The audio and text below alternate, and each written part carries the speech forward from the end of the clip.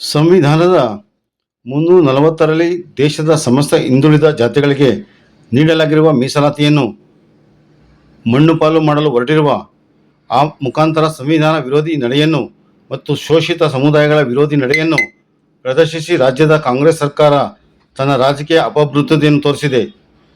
ಇದಕ್ಕೆ ಪೂರಕವಾಗಿ ಬಿಜೆಪಿ ಮತ್ತು ಸಂಘ ಪರಿವಾರದೊಳಗಿನ ಪಕ್ಷಗಳು, ಕಮ್ಯುನಿಸ್ಟರು, ಜೆಡಿಎಸ್ಸಿಗರು ಸಹ ಕೈಜೋಡಿಸಿ ಮೀಸಲಾತಿ ವಿರೋಧಿಗಳಿಗೆ ಬೆಂಬಲ ನೀಡಿದ್ದಾರೆ. ಈ ಹಿನ್ನೆಲೆಯಲ್ಲಿ ದಿನಾಂಕ 9/3/2026 ಬೆಳಗ್ಗೆ 10 ಗಂಟೆಗೆ ಕನಕಪುರದಲ್ಲಿ ಬೃಹತ್ ಪ್ರತಿಭಟನಾ ರ್ಯಾಲಿಯನ್ನು ಹಮ್ಮಿಕೊಳ್ಳಲಾಗಿದೆ ಎಂದು ಮಲ್ಲಿಕಾರ್ಜುನ್ ಅವರು ತಿಳಿಸಿದ್ದಾರೆ.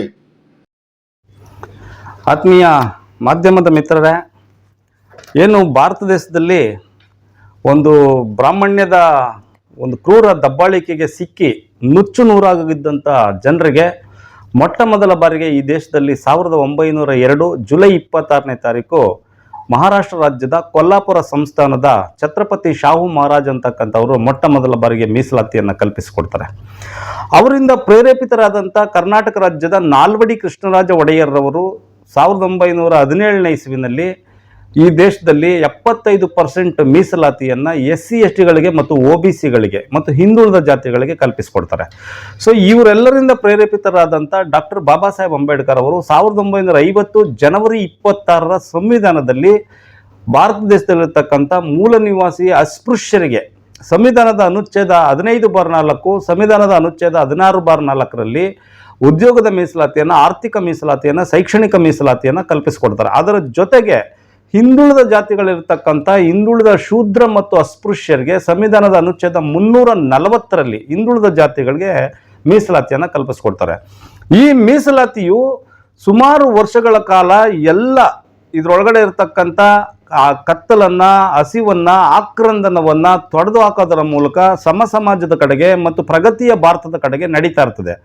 ಆದರೆ ಇದನ್ನು ಮನಗಂಡಂಥ ಕೆಲವು ರಾಜಕಾರಣಿಗಳು ಈ ಭಾರತ ದೇಶದಲ್ಲಿ, ವಿಶೇಷವಾಗಿ HD ದೇವೇಗೌಡರು ಕರ್ನಾಟಕದಲ್ಲಿ ಮೀಸಲಾತಿಯ ವರ್ಗೀಕರಣಕ್ಕೆ ಮೊದಲು ಅಡಿಪಾಯವನ್ನು ಹಾಕ್ತಾರೆ. ಅದೇ ರೀತಿ ಆಂಧ್ರದಲ್ಲಿ ಸಹ ಮೀಸಲಾತಿಯ ವರ್ಗೀಕರಣಕ್ಕೆ ಆರಂಭ ಆಗುತ್ತೆ ಮತ್ತು ಬೇರೆ ಬೇರೆ ರಾಜ್ಯಗಳಲ್ಲಿ ಈ ಮೀಸಲಾತಿಯ ವರ್ಗೀಕರಣ ಮಾಡಬೇಕು ಅಂತೇಳಿ ಆರಂಭವಾಗುತ್ತೆ. ಛತ್ತೀಸ್ಗಢದಲ್ಲಿ ಮತ್ತು ಬೇರೆ ಬೇರೆ ರಾಜ್ಯಗಳಲ್ಲಿ ಆರಂಭ ಆಗುತ್ತೆ. ಈ ಮೀಸಲಾತಿಯ ವರ್ಗೀಕರಣದಿಂದಾಗಿ ಈ ಮೀಸಲಾತಿಯನ್ನ ಪರಿಶಿಷ್ಟ ಜಾತಿಗಳನ್ನು ಒಡೆದು ಓಳಾಗಿಸಬೇಕು ಅಂತಕ್ಕಂಥ ಹುನ್ನಾರದಿಂದಾಗಿ ಈ ದೇಶದಲ್ಲಿ SC/STಗಳು ಬಹಳ ದೊಡ್ಡ ರಾಜಕೀಯ ಶಕ್ತಿಯಾಗಿದ್ದಂಥ ಸುಮಾರು 100 ಕೋಟಿ ಜನರಲ್ಲಿ 30 ಕೋಟಿ ಜನ ಭಾರತೀಯ ಮೂಲ ನಿವಾಸಿಗಳಿದ್ದಂಥವ್ರನ್ನ ಛಿದ್ರ ಮಾಡಿ ಆಯಾಯ ಜಾತಿಗಳನ್ನು ಒಂದು ಸೀಮಿತವಾದಂಥ ಒಂದು ಲಿಮಿಟೆಡ್ ಆಗಿರ್ತಕ್ಕಂಥ ಇದಕ್ಕೆ ತಂದು ನಿಲ್ಲಿಸ್ಬಿಡ್ತಾರೆ. ಸೊ ಅದರ ಪರಿಣಾಮವಾಗಿ ಕರ್ನಾಟಕದಲ್ಲೂ ಕೂಡ ಸುಮಾರು 1,10,00,000 ಇದ್ದಂಥ SC/STಗಳನ್ನು ಇವತ್ತು ಒಲೆಯರನ್ನ 30-35 ಲಕ್ಷಕ್ಕೆ, ಮಾದಿಗರನ್ನ 40-45 ಲಕ್ಷಕ್ಕೆ, ಬೋವಿಗಳನ್ನು, ಲಂಬಾಣಿಗಳನ್ನು 20 ಲಕ್ಷಕ್ಕೆ ಈ ರೀತಿ ವಿಭಜನೆಗೊಳಿಸಿ ಈ ರೀತಿ ಅವ್ರನ್ನೆಲ್ಲರನ್ನೂ ಕೂಡ ಬಲಹೀನರನ್ನಾಗಿ ಮಾಡಿ, ಶಕ್ತಿಹೀನರನ್ನಾಗಿ ಮಾಡಿ ಮೀಸಲಾತಿ ಅಡಿನಲ್ಲಿ ವರ್ಗೀಕರಣ ಮಾಡೋದ್ರ ಮೂಲಕ ಒಂತಾಯಿ ಮಕ್ಕಳಾಗಿದ್ದಂಥ ಒಲೆಯರನ್ನ, ಮಾದಿಗರನ್ನ, ಬೋವಿಗಳನ್ನ, ಲಂಬಾಣಿಗಳನ್ನ, ಕೊರ್ಮರನ್ನ, ಕೊರ್ಚರನ್ನ ಮತ್ತು ಈ ಸಮುದಾಯಗಳ ಒಳಗಡೆ ಇರತಕ್ಕಂಥ ಅಲೆಮಾರಿ, ಅರೆ ಅಲೆಮಾರಿಗಳನ್ನು ಸೇರಿದಂಗೆ 101 ಜಾತಿಗಳನ್ನ ಇವತ್ತು ಮಚ್ಚು ಕೊಟ್ಟು ಕಾಂಗ್ರೆಸ್ ಸರ್ಕಾರ, ದಳ BJP ಸರ್ಕಾರಗಳು ಇವತ್ತು ನಿಲ್ಲಿಸಿದ್ದಾವೆ. ಇದು ಪರಿಣಾಮವಾಗಿ ಕೂತಲ್ಲಿ ನಿಂತಲ್ಲಿ ಕತ್ತಿ ಮಸಿಯುವಂತಾಗ್ಬಿಟ್ಟಿದ್ದಾರೆ ಈ ಜನರು. ಆ ಥರದ ಒಂದು ಇದಕ್ಕೆ ಮಾಡಿದ್ದಾರೆ.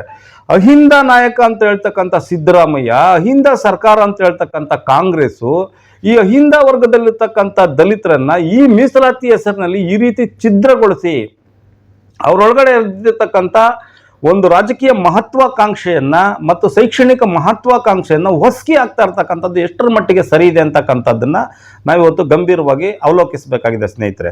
ಅದೇ ರೀತಿ BJPನಲ್ಲಿರ್ತಕ್ಕಂಥ ವಾದಿರಾಜ್ ಅಂತಕ್ಕಂಥವ್ರು, ವಾದಿರಾಜ್ಗೂ ಮಾದಿಗ ಸಮಾಜಕ್ಕೂ ಸಂಬಂಧ ಏನಿದೆ? ವಾದಿರಾಜ್ ಅವರು ಯಾಕೆ ಮಾದಿಗ ಸಮಾಜ ನಡೆಸ್ತಕ್ಕಂಥ ಎಲ್ಲಾ ಚಳುವಳಿಗಳಲ್ಲಿ, ಎಲ್ಲಾ ವಿಚಾರಗಳಲ್ಲಿ, ಮೀಸಲಾತಿಯ ಚರ್ಚೆನಲ್ಲಿ ವಾದಿರಾಜ್ ಅವರು ಯಾಕೆ ಇವರು ತೀವ್ರ ಹಸ್ತಕ್ಷೇಪ ಮಾಡ್ತಾ ಇದ್ದಾರೆ ಅಂತಕ್ಕಂಥದ್ದನ್ನ ನಾವು ಪ್ರಶ್ನೆ ಕೇಳಬೇಕಾಗಿದೆ ಸ್ನೇಹಿತರೆ. ಅದೇ ರೀತಿ ಇವತ್ತು ಏನು ಮಾದಿಗರಿಗೆ ಮತ್ತು ಒಲೆಯರಿಗೆ ಇಬ್ಬರಿಗೂ ಕೂಡ ಒಂದು ಕತ್ತಿ ಮಚ್ಚನ್ನ ಕೊಟ್ಟು ಕಾಂಗ್ರೆಸ್ ಸರ್ಕಾರ ಕಾದಾಟಕ್ಕೆ ನಿಲ್ಲಿಸಿದೆ.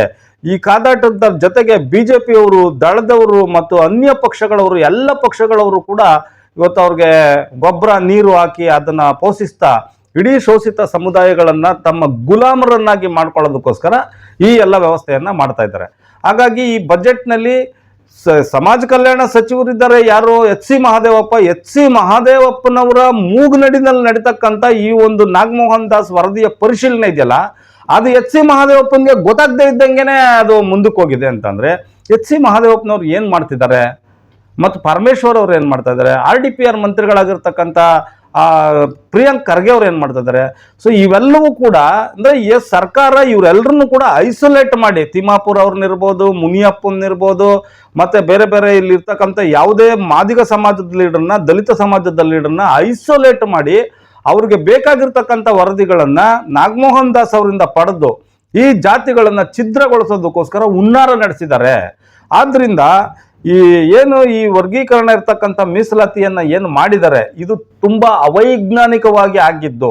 ಮತ್ತೆ ಮೂಲ ಮೀಸಲಾತಿಯ ಜನಕರಾಗಿರ್ತಕ್ಕಂಥ ಛತ್ರಪತಿ ಶಾಹು ಮಹಾರಾಜ್ ಅವರು, ನಾಲ್ವಡಿ ಕೃಷ್ಣರಾಜ ಒಡೆಯರ್ ಅವರು, ಡಾಕ್ಟರ್ ಬಾಬಾ ಸಾಹೇಬ್ ಅಂಬೇಡ್ಕರ್ ಅವರು, ಇವರೆಲ್ಲರ ಆಶಯಗಳಿಗೆ ಮತ್ತು ಇದ್ರ ಮಧ್ಯದಲ್ಲಿ ಬಂದಂತ ಆಯೋಗಗಳೇನಿದೆ, ಚಿನ್ನಪ್ಪ ರೆಡ್ಡಿ ಆಯೋಗ ಇರ್ಬೋದು, ಮಂಡಲ್ ಅವರ ಆಯೋಗ ಇರ್ಬೋದು, ಕಾಕಾ ಕಾಲೇಲ್ಕರ್ ಆಯೋಗದ ಶಿಫಾರಸುಗಳಿರ್ಬೋದು, ಈ ಎಲ್ಲ ಶಿಫಾರಸುಗಳನ್ನು ಕೂಡ, ಈ ಎಲ್ಲ ಆಯೋಗದ ವರದಿಗಳನ್ನು ಕೂಡ ಇವರು ಬುಡಮೇಲು ಮಾಡೋದ್ರ ಮುಖಾಂತರ ಈ ಶೋಷಿತ ಸಮಾಜಗಳನ್ನ ಒಡೆದು ಛಿದ್ರಗೊಳಿಸ್ತಕ್ಕಂಥ ಹುನ್ನಾರನೇ ಹೊರತು ಇವ್ರನ್ನ ಯಾವುದೇ ಕಾರಣದಿಂದ ಈ ಒಳ ಮೀಸಲಾತಿಯ ವರ್ಗೀಕರಣ ಮಾಡಿ ಅವ್ರನ್ನ ಅಭ್ಯುದಯ ಮಾಡಬೇಕು, ಅವ್ರನ್ನ ಶೈಕ್ಷಣಿಕವಾಗಿ, ಆರ್ಥಿಕವಾಗಿ ಮತ್ತು ರಾಜಕೀಯ ಮೀಸಲಾತಿಯಿಂದ ಮೇಲೆತ್ತಬೇಕು ಅಂತಕ್ಕಂಥ ಒಂದು ಇರಾದೆನೇ ಅವ್ರಿಗೆ ಇಲ್ಲ ಸರ್ಕಾರದವ್ರಿಗೆ.